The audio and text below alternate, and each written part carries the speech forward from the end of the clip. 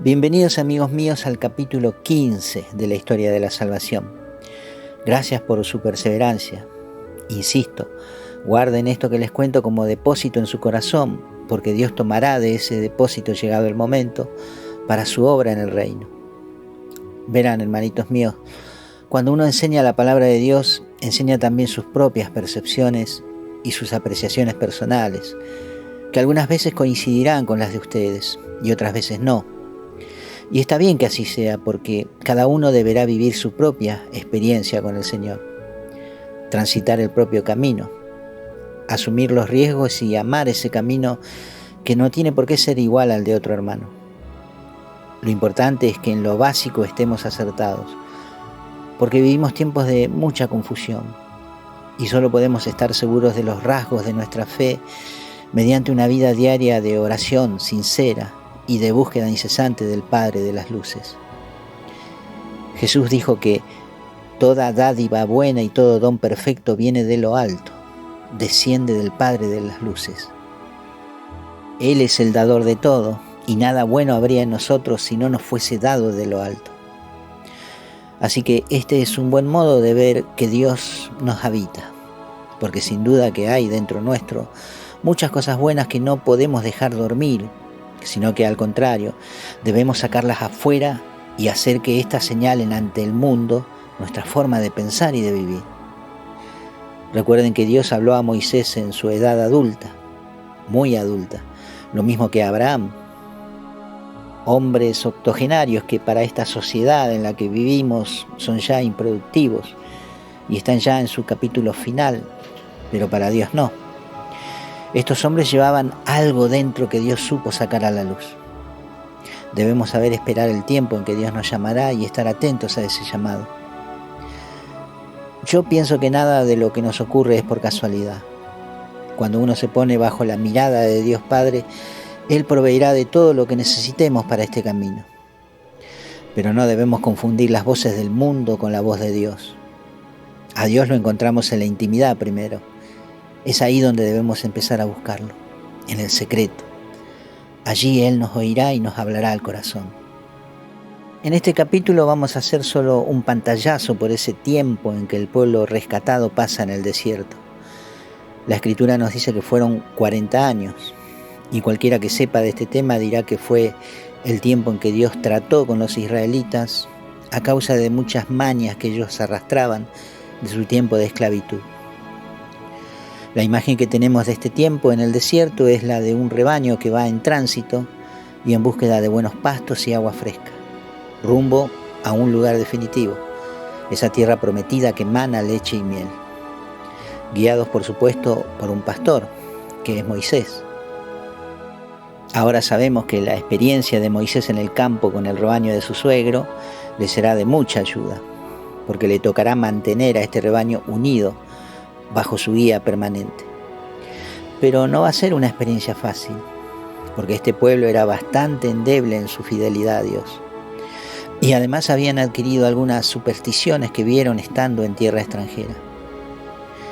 La Escritura nos dice que Dios se comunica de manera directa con Moisés, hablando con él cara a cara, como está escrito en el Éxodo, capítulo 33, versículo 11, y dejando rastros de su gloria en el rostro de su siervo, como dice el capítulo 34, versículo 29. El rostro de Moisés resplandecía luego de volver de hablar con Dios. Yahvé se manifiesta en el desierto de manera sobrenatural, dejándose ver como una nube a la que llamaban la gloria de Yahvé. Pero el desierto es un lugar inhóspito, y los israelitas eran muchos. El primer censo arrojó un número de más de 600.000 hombres, y no se contaron a las mujeres y a los niños.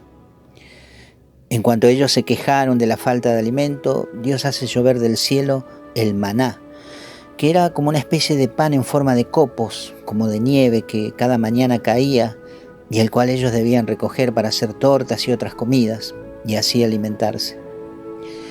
El libro de los Números nos habla también de este tiempo en el desierto. En el capítulo 20, versículo 7, nos cuenta cómo Dios hace brotar agua de una roca y sale como un manantial para que el pueblo y sus animales beban y no mueran de sed. Pero aún teniendo la asistencia de Dios en todo, este pueblo se quejaba en cuanta oportunidad tenía. Y uno puede quejarse de muchas maneras, pero hay una manera vil de hacerlo, que es recordando al opresor.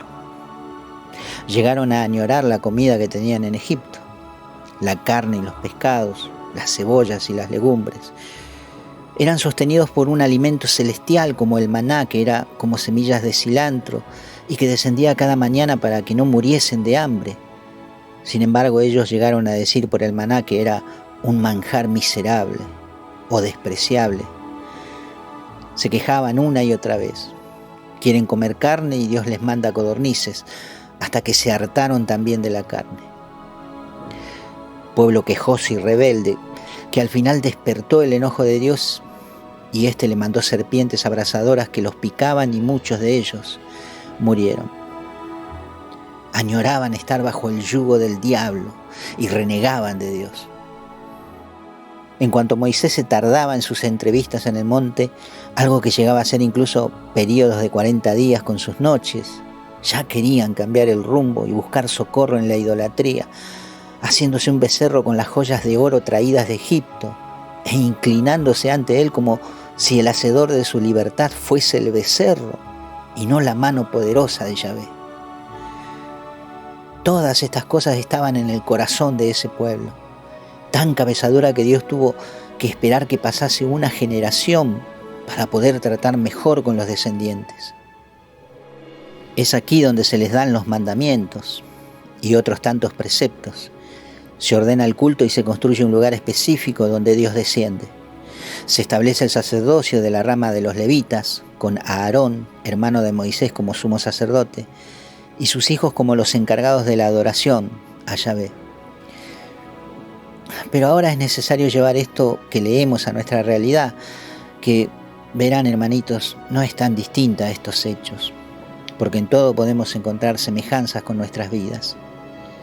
Porque como al comienzo de todo el libro del Génesis nos dice que el mundo era caos y Dios comienza a transformar ese caos en lo que es un mundo ordenado, así también el desierto se asemeja a nuestro propio interior, un caos que Dios deberá ordenar para nuestro bien. Jesús nos ha libertado del opresor. Sin embargo, hay ocasiones en que aún añoramos el tiempo de la esclavitud, porque tenemos que ser conscientes, hermanitos, que hay cierta belleza en el mal, y esa belleza nos atrae. Es como el fruto del árbol del Edén, apetecible a la vista, y nosotros sabemos bien de eso. Por eso es muy importante dejar que Dios trate con nosotros, tratar con nuestros pecados o con ese pecado que ya tiene tendencia en nosotros y se repite una y otra vez. Para ser claros, hermanitos, a Dios no le interesa tanto tu cuerpo como tu alma, porque Jesús dijo que si tu mano es ocasión de pecado, cortátela, o tu ojo es ocasión de pecado, arrancátelo, porque es mejor entrar manco o tuerto al cielo que ir enterito al infierno. De modo que nuestro gran problema es el pecado, y muchas de nuestras desgracias se solucionarían si nos sacamos ese lastre de encima. ¿Querés ser victorioso? Presentale batalla al pecado. ¿Querés ser sano? Presentale batalla al pecado. ¿Querés servir al Señor en su reino? Presentale batalla al pecado. El pecado es nuestro problema y Satanás nuestro enemigo, el principal promotor del pecado. Otro enemigo es el mundo, que nos conquista con sus frutos, apetecibles a la vista. Un cristiano es un apartado del mundo. No hace migas con el mundo, porque la amistad con el mundo es enemistad con Dios. Lo dice la carta del apóstol Santiago en su capítulo 4, versículo 4. Cualquiera que desee ser amigo del mundo se constituye en enemigo de Dios. Y en el mundo todo te está permitido, por tu libre albedrío, pero no todo te será de edificación. Sé sabio, hermanito, y juzgá vos mismo lo que te conviene y lo que no. Jesús rompió el contrato que teníamos con la muerte y con el pecado. Ya no le pertenecemos más a Satanás. Al contrario, nos ha puesto nuevamente sobre él para que le aplastemos la cabeza. No añoremos sus proposiciones como el pueblo en el desierto añoró la esclavitud. Tenemos que cambiar nuestra mentalidad y hacerle frente al enemigo, porque así no podemos pelear nada. Cuando Jesús cuenta la parábola de la viuda y el juez injusto, lo hace para enseñarnos a ser perseverantes en la oración. Y la perseverancia no es porque Dios sea sordo o hay días en que no nos quiera atender. No, hay cosas que solo las vamos a conseguir si somos perseverantes. Fíjense, el Evangelio del Señor escrito por San Lucas en el capítulo 18. Dice el Señor: había un juez en una ciudad que ni temía a Dios ni respetaba a los hombres. También había en aquella ciudad una viuda que, acudiendo a él, le dijo: hazme justicia contra mi adversario. Durante mucho tiempo no quiso, pero después se dijo el juez a sí mismo: aunque no temo a Dios ni respeto a los hombres, como esta viuda me causa molestias, le voy a hacer justicia para que no venga continuamente a importunarme. Dijo pues el Señor Jesús: oigan lo que dice el juez injusto. ¿Acaso Dios no hará justicia a sus elegidos que están clamando a Él día y noche y les hace esperar? Yo les aseguro que les hará justicia pronto. Pero cuando el Hijo del Hombre venga, ¿encontrará fe sobre la tierra? La parábola dice que durante mucho tiempo le resistió a la viuda de hacerle justicia, pero un día, ya agotado de su insistencia, el juez le hizo justicia. Imaginen a esta mujer, hermanitos, la más desfavorecida de la sociedad de aquella época, sin nadie que la defienda. Ella solita se enfrenta a un adversario que le quitó ilegalmente lo que le pertenecía, porque esa es la razón por la que ella va a pedir justicia, golpeando a la pobre viuda las puertas de la casa del juez cada día. Haceme justicia contra mi adversario, haceme justicia contra mi adversario, haceme justicia contra mi adversario. El juez injusto, que no le importaba ni de Dios ni de los hombres, cansado de la insistencia de la viuda, resuelve al fin hacerle justicia. Cuánto más Dios, que no es injusto y nos ama con tan grande amor, no nos va a hacer justicia contra Satanás. Pero hay que golpear la puerta, hermanitos, una y otra vez, sin desfallecer, todos los días, a toda hora. Jesús dice: yo les aseguro que Dios se levantará.